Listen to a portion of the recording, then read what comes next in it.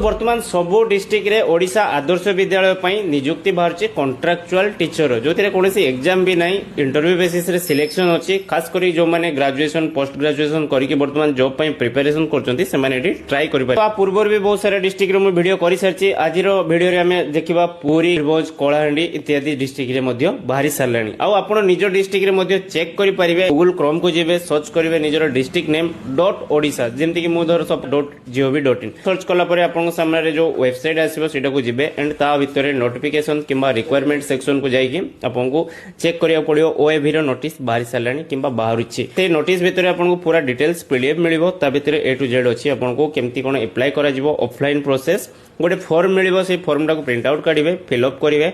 ता सहित document list कराइछि से सब डॉक्यूमेंट को नबा पड़िबो। सेल्फ अटेस्टेड माने निजे सिग्नेचर मारिया पई पड़िबो से डॉक्यूमेंट ऊपर आ सब को पोस्टल करके से पीडीएफ रे गोटे एड्रेस मध्ये दिया हितबो जो एड्रेस को आपन को लास्ट डेट पूर्व पठिया पई पड़िबो।